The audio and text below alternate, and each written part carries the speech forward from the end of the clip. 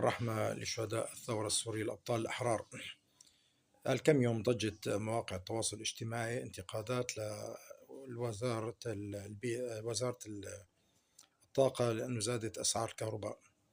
أخوتي سوريا عم بتمر بوضع صعب شوي، عم بتشوفوا بعينكم وعم تسمعوا بدانكم التآمر من أبناء الوطن اللي بينتموا أساس الوطن من أقليات واجتماعاتهم بإسرائيل لتقسيم سوريا. فالوضع عندنا بسوريا شوي صعب علينا أنه نحن نتكاتف مع الدولة. التكاتف مع الدولة كيف بيكون يا أخي؟ من خلال أنك أنت تساعد الدولة بوضع إصبعتك مكان الخلل.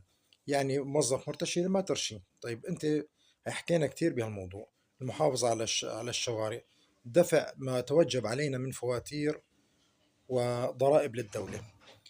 فالدولة لتقوى لازم تقوى بشعبها. فالمواطن بأوروبا بتشوفوا مثلا كل المواطنين في أوروبا هن باللغة العامية عندنا اسمه فسافيست الدولة، يعني عناصر أمن بس بصيغة مدنية. فلذلك بتشوف أوروبا دولة متقدمة وحضارية. المواطن الأوروبي بيسعى فورا أول ما بيدفع الضرائب. فنحن مثل ما قلت لكم لتقوى دولتنا اللي دفعنا ثمنها كثير باهظ عبر التاريخ القريب، فنكون مع الدولة ونوقف شوي ونخفف من حدة الانتقادات. نحن عم ننتقد، الأكثرية عم تنتقد الدولة والأقليات عم بيشتغلوا لتفتيت الدولة وضياع الدولة.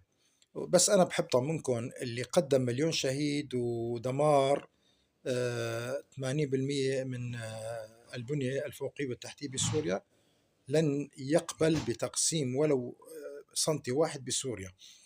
بدها تعود كل الأراضي السورية لحضن الوطن شاء من شاء وأبى من أبى.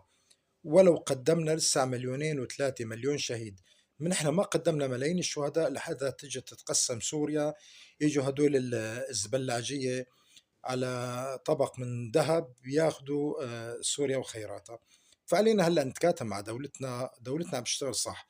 انا صار معي من يومين بالمواصلات، كنت مديرة نقل عم بفرغ سيارة، فأحد الموظفات من الفلول من الطائفة الأسدية عرقلت المعاملة تبعيتي وصار لي أسبوع بتعذب.